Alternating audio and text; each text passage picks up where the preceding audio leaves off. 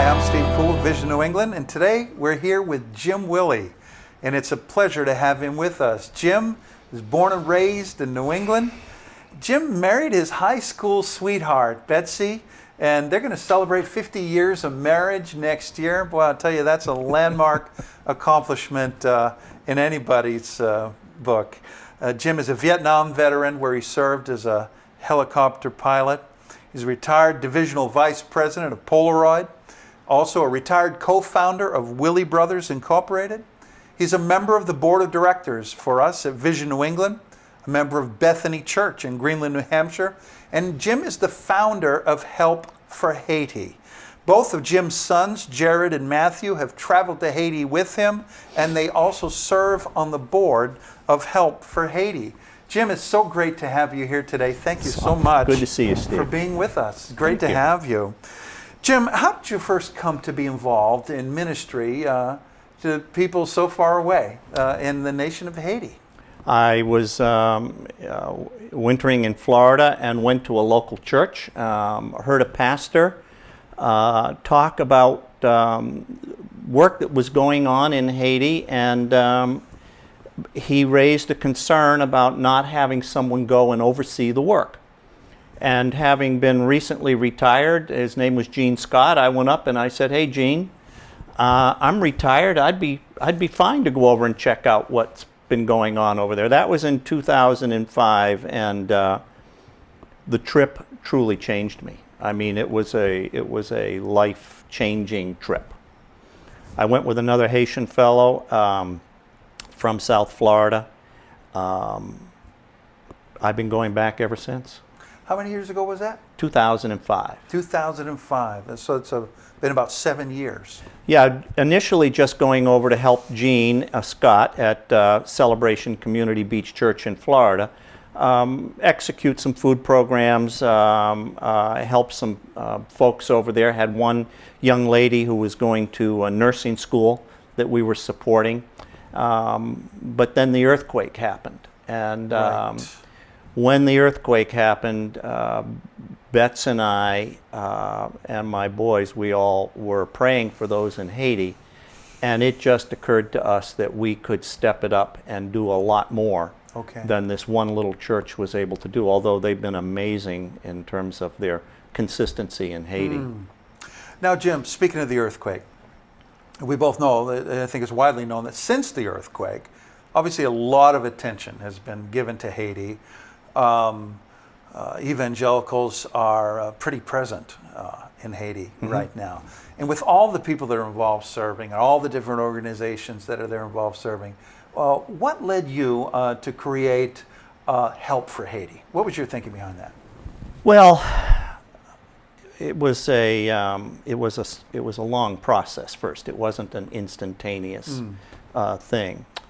I've read recently a couple of books. I've got them here. One, Helping Hurts by Fickert and out of the Chalmers organization. Another one is Toxic Charity.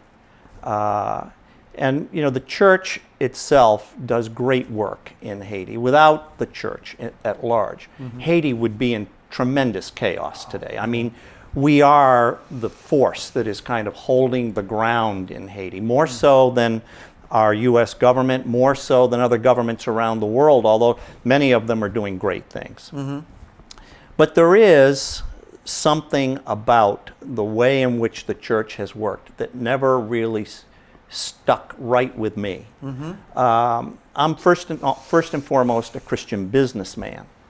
I'm a Christian first, but I'm a businessman. Yes. I make it clear when I'm there, I am not a missionary. I'm there to do business. And the business model, most of the efforts, or many of the efforts, miss it. Right. And when Helping Hurts and Toxic Charity talks about is you need to approach the broken people who are materially poor with an understanding that we are broken too. We're mutually broken.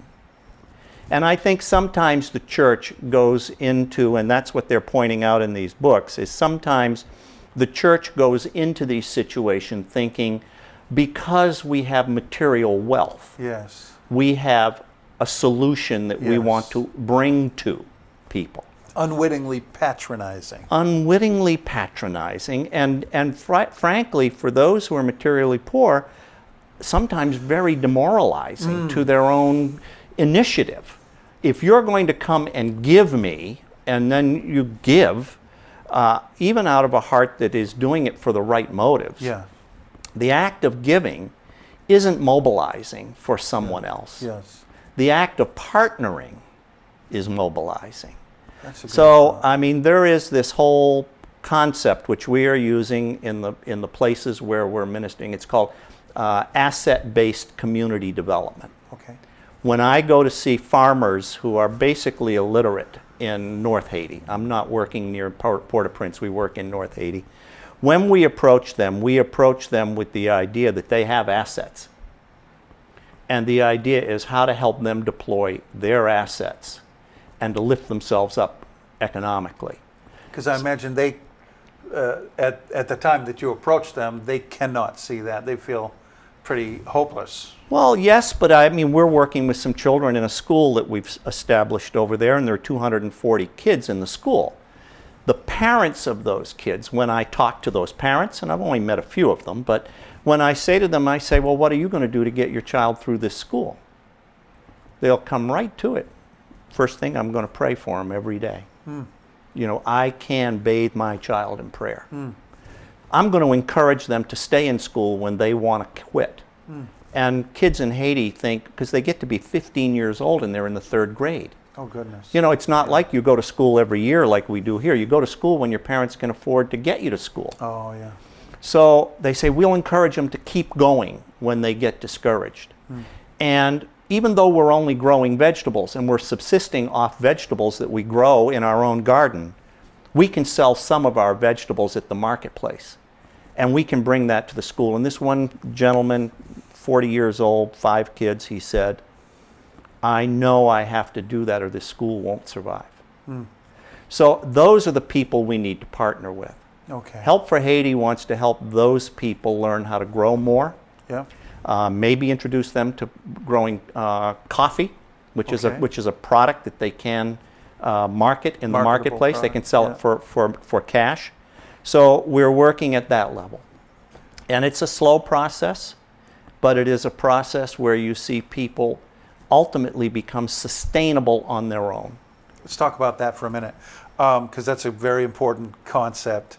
For those of us like myself who do not have a business background, in simple language, tell us what makes Help for Haiti completely unique, and what do you believe it takes to have a sustainable impact in a place like Haiti, which I know the people that I've known have just been overwhelmed with the need and the devastation that is there in many parts of the country. So what does it take, and what are you doing that's different? The core of what Help for Haiti is we feed kids in schools. Okay. And we provide a lunch for them every day. A kid who has got an empty stomach will not learn. Right. They're going to be thinking about their hunger. Right. So they need a lunch every day. Many of these kids come to school having eaten sugar cane. Well, the issue with sugar cane is it gives you a high, right, but then it dies, and then you see the kids and their heads are nodding. So right, we feed them. Right. In order to educate a child in Haiti, there's no public education.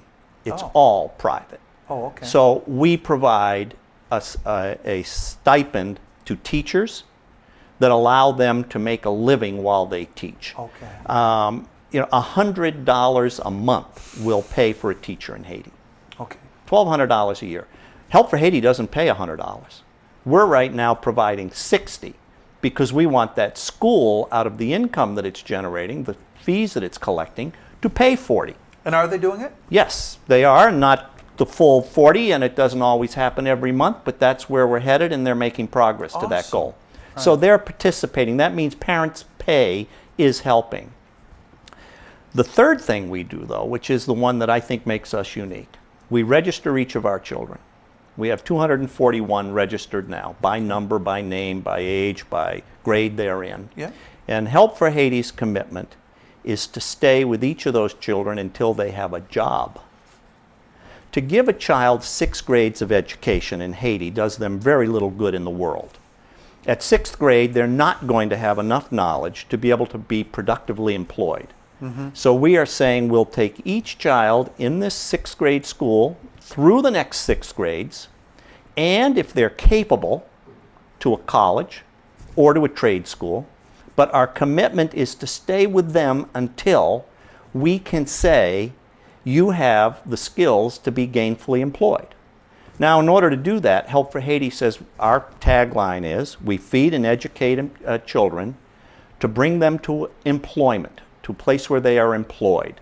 To do that, Help for Haiti is starting companies. In other words, it's one thing to say, okay, you've got an education, you now are you're a good mason. You're on your own. You're on your own. He says, well, where do I go to get a mason? Where do I get a job? Well, why don't we start a collective for masons?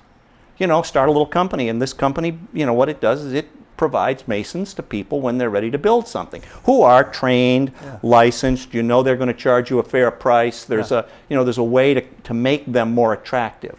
Or, my son Jared and I are actively looking at trying to set up in the north part of Haiti a coffee cooperative. But our cooperative will make sure that 100% of the profits from the sale of the beans go back to the farmers, directly to the farmers. Okay. And the second part is we'll set a company in New England here that will import the coffee. Okay, right. And our goal is to bring Haitian coffee to churches in New England. If they buy the coffee that we import at a fair price, knowing that 100% of the profit from the purchase of this Haitian coffee, which, Steve, you were a pastor, how much coffee gets drank in every church? I mean, it's like, it's coffee all the time. That alone could make a huge change to lives in Haiti. And it would be done out of a normal business model. But do you have an eventual aspiration to a market outside of the church community? I mean, seeing this on the shelves of I tell stores? people all the time, I loved the whole Paul Newman model, the Newman's Own model. Yes. Newman's, he had his desire to build these camps for underprivileged kids in the city. So what did he do? He set up hole-in-the-wall camps around, the country. And then he took the profits from the sale of products and poured it into those camps. Why couldn't we do that here to help a country that basically has 80% unemployment, Steve? Right. The unique thing that I think we're trying to do is we aren't letting the idea that because it's a depressed place, and because there's political turmoil, instability, there's still a business model that will work. Okay. And there are the Haitian people are some of the most delightful people to interface with. They live in conditions that blow me away, and they live with a joy. Yes. And they live with a sense that Christ is their partner. He is walking through this life with them. They hold on to that.